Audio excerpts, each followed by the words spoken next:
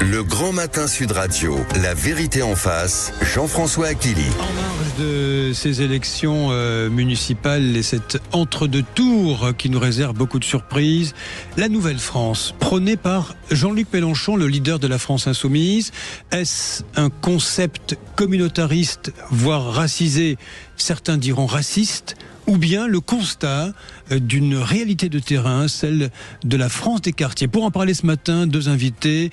Stanislas Rigaud, bonjour. Bonjour. Vous êtes fondateur de l'agence de communication Nexus.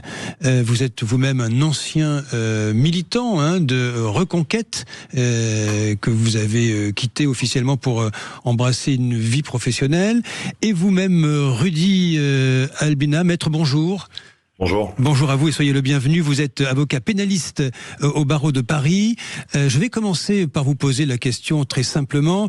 Mais tout d'abord, pour poser le débat, je me tourne vers Anthony, qui est à la réalisation de cette émission. Je vais vous soumettre, au fond, une interview intéressante qui a été entendue sur BFM TV avec Bali Bagayoko, qui est le maire de la France Insoumise de Saint-Denis, qui est en région parisienne, qui est la première ville d'Île-de-France après Paris, qui a été élu au premier tour dimanche dernier. La question lui a été posée par Apolline de Malherbe sur ce qu'est, à ses yeux, cette nouvelle France. Écoutez la réponse du nouveau maire Bali Bakayoko sur RMC en réalité. Cette nouvelle France, c'est bien sûr celles et ceux qui sont héritiers de l'immigration. Moi, j'aime pas trop le terme racisé. Ce sont celles et ceux, en fin de compte, qui sont les enfants de la République, qui l'assument en tant que tels et qui marchent en fait sur leurs deux jambes. Leur capacité à la fois d'être très humaniste en fin de compte au regard de l'ensemble de ce qui se passe en fait dans le monde et qui en même temps représente aujourd'hui cette fierté qu'est la France et qu'on souvent on applaudit sur les terrains de foot mais qu'on a du mal y compris à pouvoir voir percer dans des lieux du pouvoir comme être maire d'une ville importante comme Saint-Denis. Un de mes confrères vous interrogeait sur la ville des rois, vous disiez c'est aussi la ville des Noirs. Est-ce que ça compte pour vous? C'est pas la ville des Noirs, c'est la ville donc des rois et du peuple vivant. C'est ça, en fin de compte, le terme complet, en fin de compte, qui a été rappelé.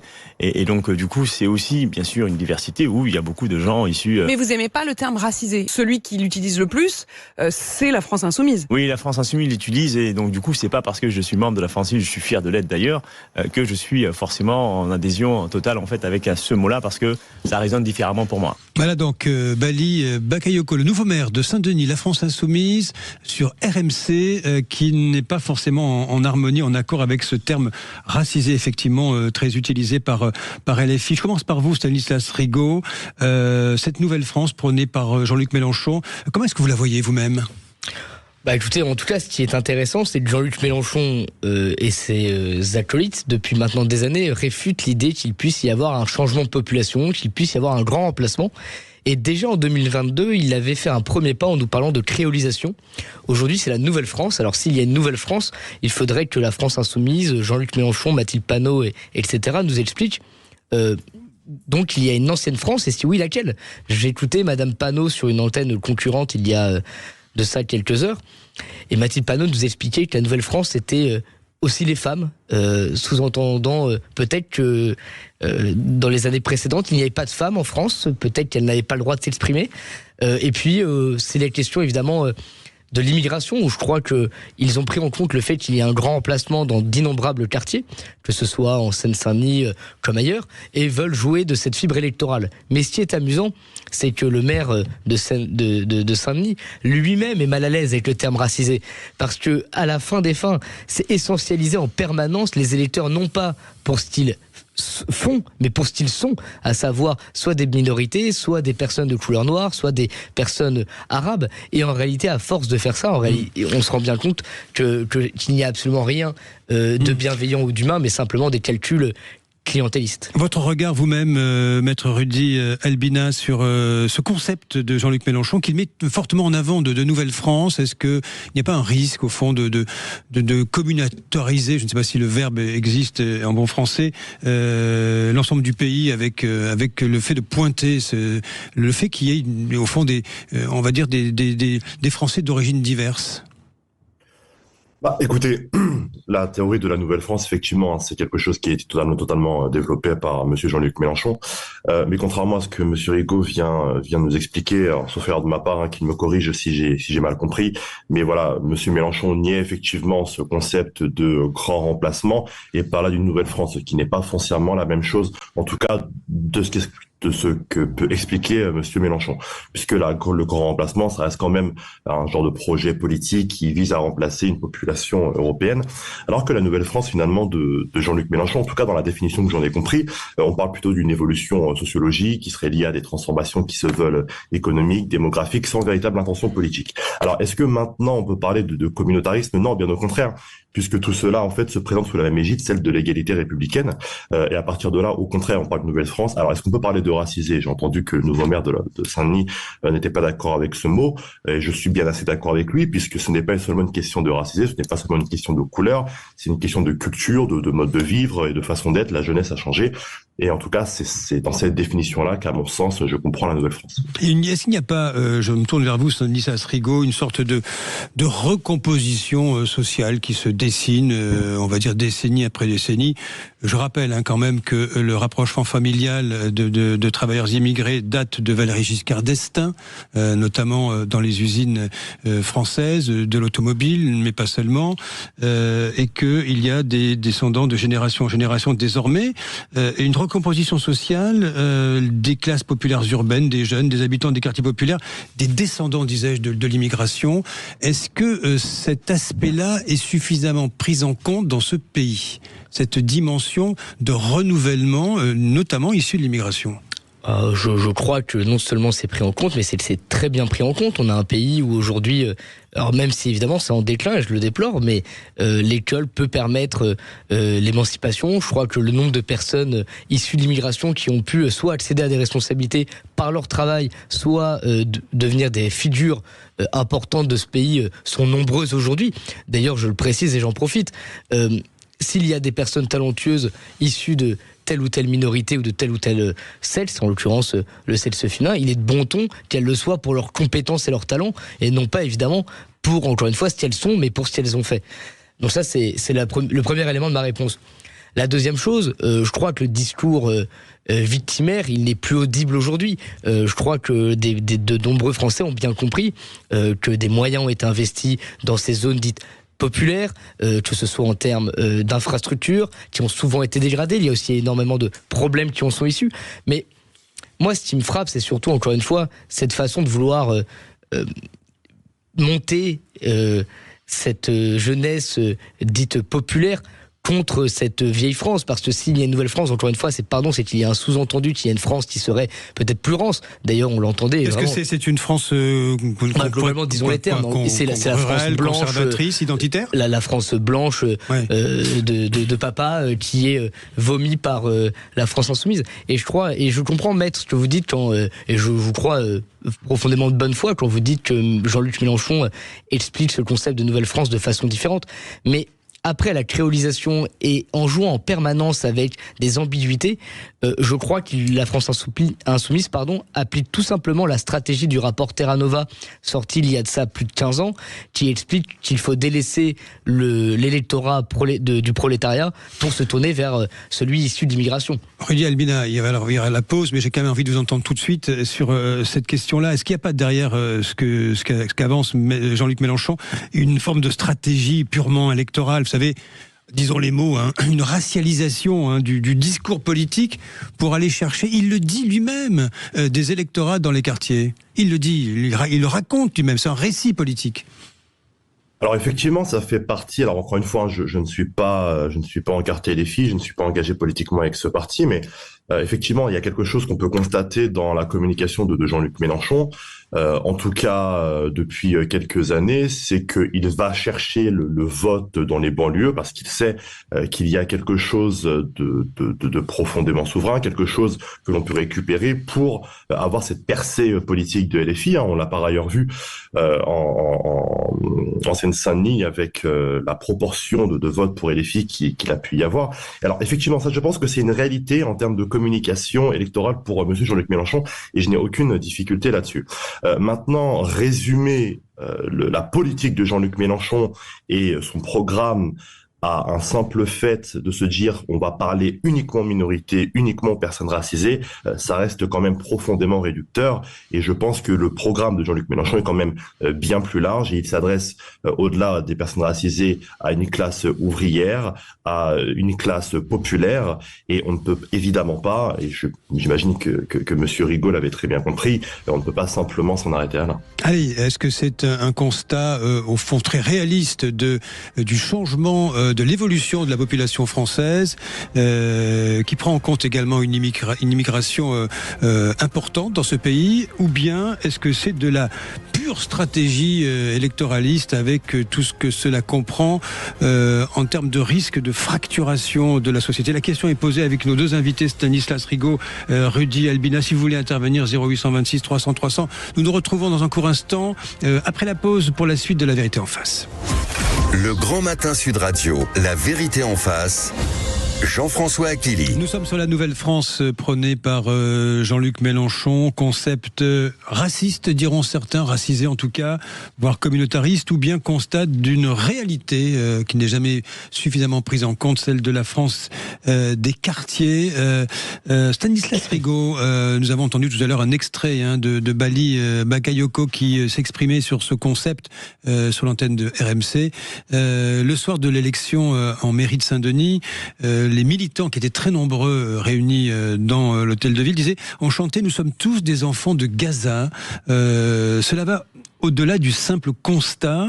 Est-ce qu'au fond, Jean-Luc Mélenchon, la France insoumise, souffle sur les braises de la guerre au Proche-Orient, notamment pour dessiner des camps politiques et pour électriser le débat public, selon vous?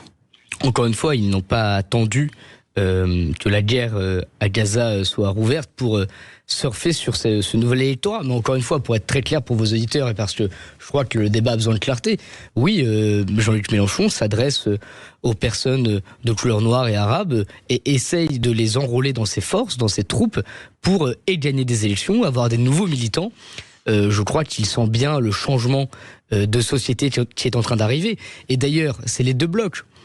J'entendais Mathilde Panot, encore une fois, désolé, je la cite beaucoup aujourd'hui. Alors je vous rassure, je ne suis ni un lecteur ni un admirateur de Mathilde Panot, mais elle disait à la fin des fins, s'il y a une barricade, il y a deux camps. Et dans ce cas-là, pour aller au bout de cette métaphore, il faut choisir.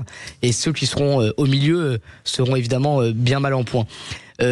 Ces deux camps qui sont en train de se mettre en place, ils sont assez visibles et certains l'anticipent. Encore une fois, dans le camp national, à droite, on parle de grand remplacement. Alors certains vont y mettre une connotation complotiste. Non, simplement, moi je le prends d'un point de vue extrêmement factuel.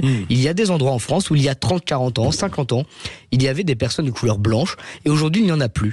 Aujourd'hui c'est remplacé, c'était une population blanche et catholique qui est en train d'être remplacée petit à petit, parfois à grands pas, dans d'innombrables quartiers. Ce que je veux dire, c'est que mon propos là, il est juste pour la clarté. Maintenant, on a le droit de dire, comme Jean-Luc Mélenchon, je m'en réjouis et je vais alimenter cette population-là et je vais même l'alimenter pour aller plus loin contre les générations qui les ont précédées sur ce territoire. Maintenant, moi je condamne et je crois qu'il faut justement tout faire pour endiguer ce phénomène migratoire et refaire de la France un pays avec une identité heureuse, une identité qui est basée évidemment sur ses racines et sur son histoire. Maître Rudy Albina, attendez, juste une chose entendue, justement, je l'évoquais à l'instant, c'était samedi soir à Saint-Denis. Dimanche soir, pardonnez-moi. Nous sommes tous des enfants de Gaza, bien évidemment. Dimanche soir, merci Anthony, qui est très vigilant à toutes les bêtises que je peux dire parfois sur l'antenne. Entendu donc à Saint-Denis à la victoire de Monsieur Bali Bakayoko, élu dès le premier tour à Saint-Denis. Là-dessus, Rudy Albina, est-ce qu'il n'y a pas un risque de cette électrisation du débat sur au fond un sujet qui est très raisonnable, très sérieux, de constater l'évolution de la société française, de créer des communautés, de les monter les unes contre les autres? C'est le risque que comportent ces conquêtes électorales. Ah, je ne sais pas si vous n'avez pas coupé votre micro, cher maître Rudy Albina. Je sais que je rappelle à nos auditeurs que vous êtes de retour, je vous rassure. Voilà, donc, je vous laisse répondre à vous. Oui. Je vous disais donc, effectivement, alors de là à électriser effectivement ce débat public, je ne sais pas. Est-ce que je suis véritablement étonné, ce cri « Nous sommes tous des enfants de Gaza » qui était scandé à l'époque, enfin ça l'est toujours, il y a toujours des manifestations pour Gaza sur place de la République. Est-ce que je suis très étonné qu'à Saint-Denis, nous puissions avoir, lors de l'élection du maire, ce genre de propos? Pas vraiment. Maintenant, effectivement, ce qu'il faut évidemment comprendre, c'est que les électeurs de la Seine-Saint-Denis et ceux qui pouvaient manifester sur la place de la République, pour certains, pouvaient être profondément similaires. J'ai beaucoup de mal à comprendre ce que un tel slogan peut avoir à faire avec l'élection du maire de la Seine-Saint-Denis, et je ne sais pas si véritablement on peut charger LFI à ce niveau-là, étant donné que c'est plus les électeurs qui étaient présents plus que le maire en lui-même et les idées politiques qui étaient exprimées par sa personne qui devaient compter ce soir-là. Alors effectivement, cela est profondément dommage, hein, j'avoue ne pas forcément le prendre. Oui. Maintenant, effectivement, nous avons énormément d'autres slogans qui peuvent être scandés, qui sont liés peut-être à d'autres partis, d'autres bords politiques. Donc voilà, encore une fois, il faut évidemment pouvoir séparer les électeurs et les réactions qu'ils peuvent avoir lors de l'élection d'un maire par rapport aux partis que le maire peut représenter au niveau de l'élection. Intéressant ce que vous dites, Maître Rudy Albina. Je rebondis là-dessus pour aller plus loin, si vous le permettez, Stanislas Rigaud.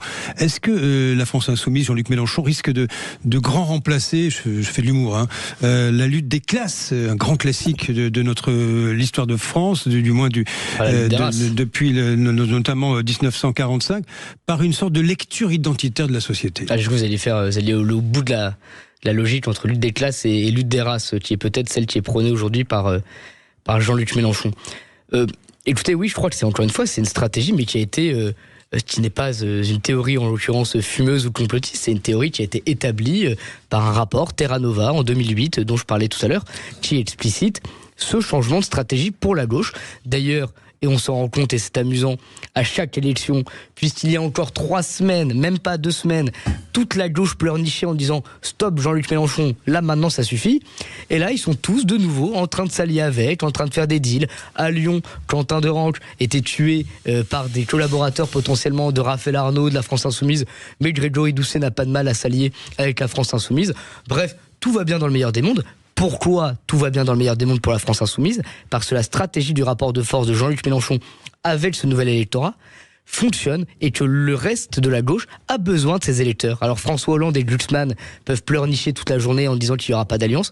Il y aura un accord parce que c'est la bouée de sauvetage de la gauche, c'est ce nouvel électorat. Quand, dans le reste du pays, dans les zones périurbaines, à la campagne, c'est la droite, le Rassemblement national qui l'emporte largement, dans les métropoles boboisées et remplacées pour certaines, c'est en train de changer. Je finis juste sur un point très rapidement. Quel symbole quand même que ce soit à Saint-Denis qu'il y ait des slogans pareils, d'autant qu'ils aient un attachement pour les enfants de Gaza, c'est une chose, et je peux le comprendre de les respecter. Simplement, avoir à Saint-Denis ce genre de discours après la victoire d'un maire à l'élection, je trouve ça absolument ridicule. Et ce sera votre conclusion, Stanislas Rigaud. Je vous laisse conclure, Maître Rudy Albina, peut-être en réponse à ce que vient de dire Stanislas Rigaud.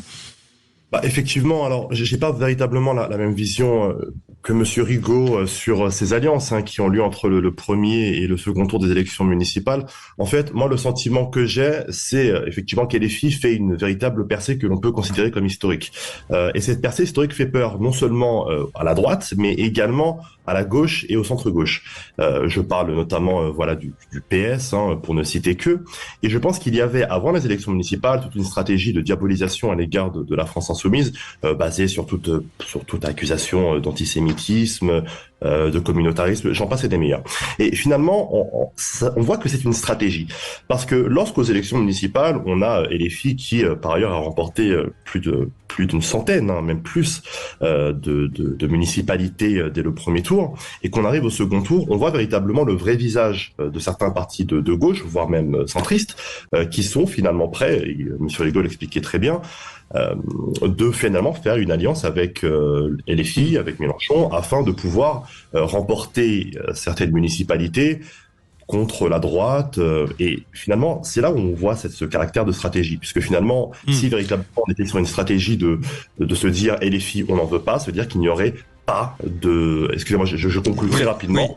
C'est-à-dire qu'on n'aurait pas d'alliance. Finalement, la vision que l'on a et les décisions qui sont prises entre l'entre-deux tours montrent que tout cela n'était qu'une stratégie depuis le début. Merci à vous, en tous les cas, maître Rudy Elbina, avocat pénaliste au barreau de Paris. Et merci à vous, Stanislas Rigaud, fondateur de l'agence de communication Nexus, ancien porte-parole de Reconquête. Et nous verrons bien ce qui sortira des urnes dimanche prochain. Bonjour Valérie Expert, bonjour et bienvenue. Mettez-vous d'accord. Mettons-nous d'accord, on va revenir sur ces accords et sur le désespoir ou en tout cas la colère d'un certain nombre d'électeurs qui dénoncent, comme Bruno Retailleau, ces accords de la honte. Certains ce matin disaient je regrette d'avoir voté, j'ai l'impression d'être trahi. Bref, on en parle avec vous, en particulier vous, auditeurs de Toulouse. Que ferez-vous? Est-ce que vous voterez pour cette liste qui place un candidat LFI à la tête de la mairie, qui placerait à la tête de la mairie un candidat LFI? On vous attend au 0826 300 300. Et puis, dans C'est quoi le problème avec Félix Mathieu, on va revenir sur ces petites listes, pas sur ces petites listes, pardon, sur ces listes unique. On l'avait évoqué dans les débats, déni de démocratie.